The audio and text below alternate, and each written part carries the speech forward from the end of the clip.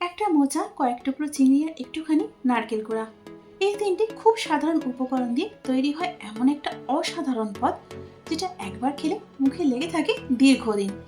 হ্যাঁ বন্ধুরা, আজকে তৈরি করব আমাদের বাঙালিদের ঐতিহ্যবাহী এবং দারুণ সুস্বাদু পদ, মোচা চিংড়ি। অনেকে অনেক সময় বলে থাকেন মোচা রান্না করলে একটু তিতকুটে লাগে বা ঠিক সেই স্বাদটা হয় না। আজকে এই রেসিপিটা দেখার পর যদি আপনারা এভাবে একবার তৈরি করেন, তাহলে দেখবেন সবাই আঙুল চাটতে কিন্তু বাধ্য হবে। একদম সাধারণ ও ঘরোয়া মশলায় সেই অমৃত সমান স্বাদ কিভাবে আনবেন, চলুন দেখে নেওয়া যাক রেসিপি। প্রথমে চিংড়ি মাছগুলো ভেজে নেবো, সেই জন্য কড়াতে তেল দিয়ে দিচ্ছি 1 টেবিল চামচ। এখানে আমি চিংড়ি মাছগুলো ধুয়ে ভালো করে পরিষ্কার করে নিয়েছি, তবে কোনো নুন হলুদ দিইনি। এখন কড়াতে দিয়ে দিলাম। এবার এর সাথে দিয়ে দিচ্ছি 1 চা চামচ হলুদ ও 1 চা চামচ নুন। এবার যেমন আমরা চিংড়ি মাছটা ভাজি, ঠিক সেভাবেই লো টু মিডিয়াম হিটে চিংড়ি মাছগুলোকে ভেজে নেব। এখানে একটা কথা বলা হয়নি বন্ধুরা, মাছটা কিন্তু আমি সর্ষের তেলেই ভাজছি। পুরো রান্নাটা সর্ষের তেলেই হবে। মাছগুলো ভাজা হয়ে গেছে, এবার এগুলোকে কড়ার থেকে আমি নামিয়ে ফেলবো। এরপর এখানে একটা মশলার পেস্ট তৈরি করে নেব।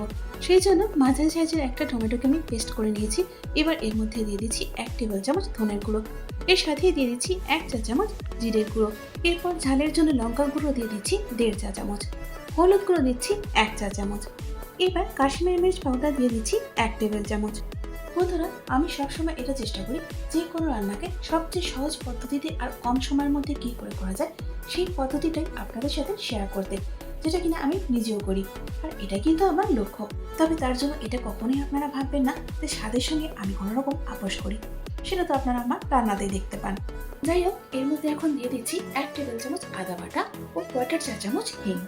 এখন আদা বাটা এবং হিংটাকে বাকি মশলার সঙ্গে খুব ভালো করে একবার মিশিয়ে নেব।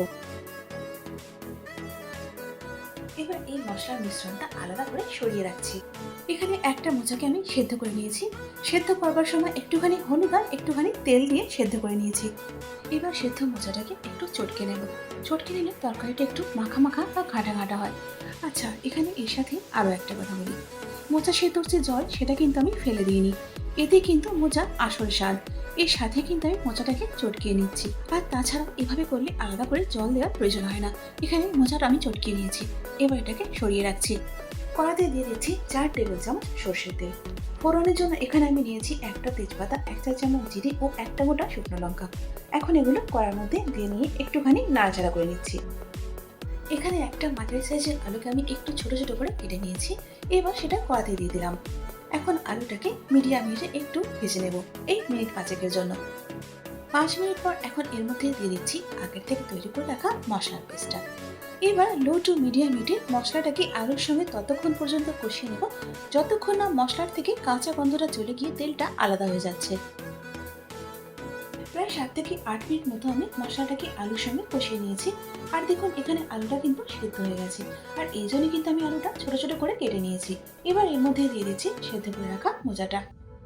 এর সাথে এখানে দিয়ে দিচ্ছি ভেজে রাখা চিংড়ি মাছগুলো। নুনটা দিয়ে দিচ্ছি পরিমাণ মতো। বন্ধুরা, আমরা বাঙালিরা মোচা দিয়ে নানান রকমের কিন্তু রান্না করে থাকি। আজকে তো আমি মোচা চিংড়িটা আপনাদের সঙ্গে শেয়ার করছি। এটা ছাড়া আপনারা আর কি রান্না মোচা দিয়ে দেখতে চান, সেটা আমাকে কমেন্টস করে জানাতে পারেন। আমি চেষ্টা করব আপনাদের সাথে শেয়ার করার। এখন গ্যাসের ফ্লেমটা একেবারে লোতে করে দিয়ে চাপা দিয়ে অন্ততপক্ষে 7 থেকে 8 মিনিটের জন্য রান্না করে নিচ্ছি। 8 মিনিট পর এখন ঢাকাটা খুলে নিয়ে আবারও নাড়াচাড়া করে নিচ্ছি। এবার নারকেল বাটা দিয়ে দিচ্ছি হাফ কাপ। আমি এখানে নারকেলটা বেটে নিয়েছি, আপনারা চাইলে কুড়েও দিতে পারেন। এর সাথে দিয়ে দিচ্ছি 1 টেবিল চামচ চিনি। যদি আপনারা না খান, সেক্ষেত্রে স্কিপ করতে পারেন। এবার দিয়ে দিচ্ছি 1 চা চামচ শাহি গরম মশলা। ঘি দিয়ে দিচ্ছি 1 টেবিল চামচ। ব্যাস, এখানে আর সেরকম কিন্তু কিছু করার নেই। সমস্ত উপকরণ ভালো করে একবার মিশিয়ে নিচ্ছি। বন্ধুরা, আপনারাও একবার এভাবে মোচা চিংড়িটা করে দেখবেন।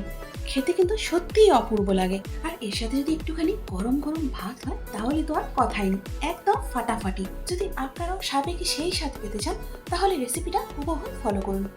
সবকিছু খুব ভালো মতো মিশিয়ে নেওয়ার পর এখন চাপা দিয়ে দিচ্ছি 5 মিনিটের জন্য। তবে অবশ্যই করে গ্যাসের ফ্লেমটা কিন্তু লোতে রাখতে হবে। 5 মিনিট পর এখন ঢাকাটা খুলে নিচ্ছি। এবার আবার একবার নাড়াচাড়া করে নিচ্ছি। আর ব্যাস, তাহলেই তৈরি হয়ে গেল আমাদের মোচা চিংড়ি। বন্ধুরা, মোচা চিংড়ি তো তৈরি হয়ে গেছে। চলুন এবার এটাকে গরম গরম পরিবেশন করি। বন্ধুরা, এখানে আমি সেই ঐতিহ্যবাহী এবং ঠাকুমা দিদিমার আমলের সাবেকি পদ মোচা চিংড়ি কিন্তু পরিবেশন করে দিয়েছি। কেন এই পদটাকে আমাদের ঐতিহ্যবাহী এবং স্বামীকি পদ বলা হয় সেটা কিন্তু আপনারা ভাতের সঙ্গে যখন প্রথম গ্রাসটা নেবেন তখন বুঝতে পারবেন। আর তার জন্য তো আপনাদের তৈরি করতে হবে এই মোচা চিংড়ি। তাহলে ঝটপট তৈরি করে ফেলুন আর আমাকে কমেন্টস করে জানান আপনাদের কেমন লাগলো। আশা করি আজকের রেসিপিটা আপনাদের ভালো লেগেছে। যদি ভালো লেগে থাকে তাহলে একটা লাইক করে দিন আর তারই সাথে বন্ধু বান্ধব এবং আত্মীয় পরিজনের মধ্যেও শেয়ার করে দিন।